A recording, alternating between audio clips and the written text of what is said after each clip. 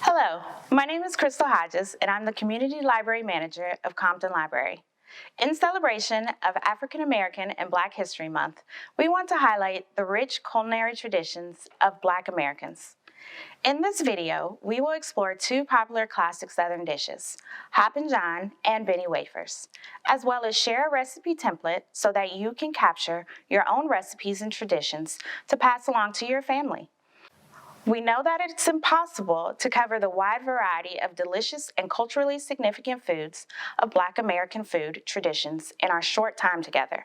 So we'll also share books and resources so you can further explore the beauty and uniqueness of Black American food. Black American food traditions stemmed from a combination of local Southern foods, ingredients, and dishes that were brought to the Americas by enslaved Africans.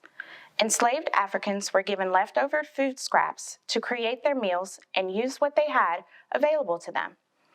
Many of them even brought over ingredients from Africa and used them to add extra nutrition and calories to their diets.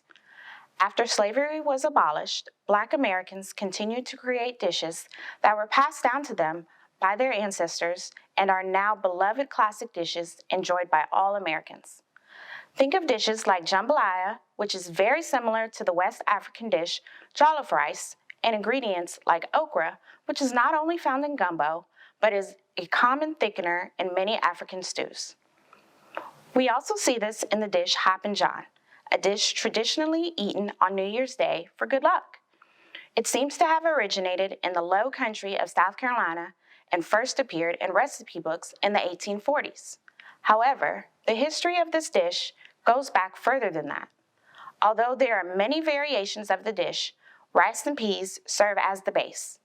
Rice and peas were staple foods in Africa, and they were grown in America by enslaved Africans as food and a reminder of home.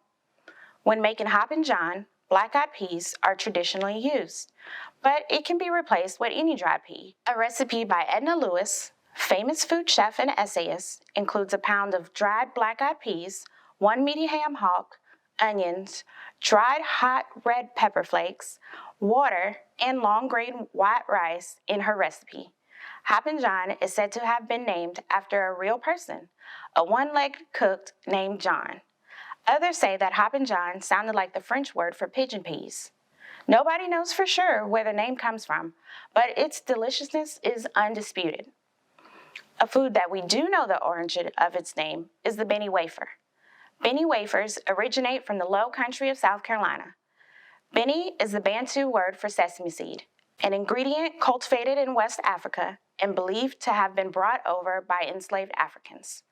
The seeds were highly prized as they were used as the primary oil in cooking, as lard was too expensive and crushed seeds were folded into broths and greens to enrich their flavor. The main ingredient of the wafers include, you guessed it, sesame seeds. Edna Lewis's recipe combines sesame seeds, flour, cream of tartar, baking soda, salt, lard or vegetable shortening, and milk. The complete recipe is included on the recipe template.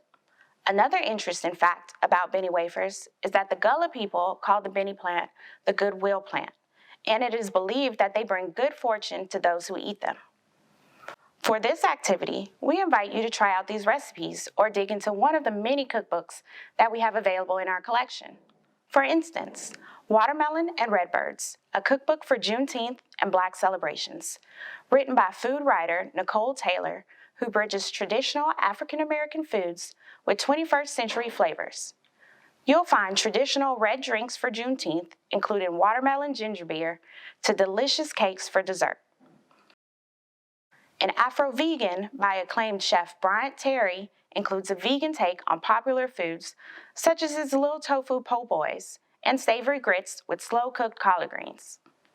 Featured in this book, Sweet Home Cafe Cookbook, are the recipes from the cafe house in the Smithsonian's National Museum of African American History and Culture in Washington, D.C. This shares historical context as well as recipes hailing from different regions, including the Creole Coast, Agriculture South, and Northern states. I'm originally from Georgia, so this conversation about Southern food and culture has me excited. reminiscent of home and hungry. Some of my favorites include smothered pork chops, baked macaroni and cheese, cabbage, candied yams, cornbread, and for dessert, peach cobbler, all of which I'm sure you can find in some of the suggested books. We also encourage you to write down your family's own traditions, recipes, and history to pass on to future generations. To learn more about Black American culinary traditions, I recommend you explore books and resources in our Black Resource Center located in the AC Bilbrew Library. Thank you for joining us today. Please post your finished dishes on social media and tag us at LA County Library. Happy cooking! Thank you!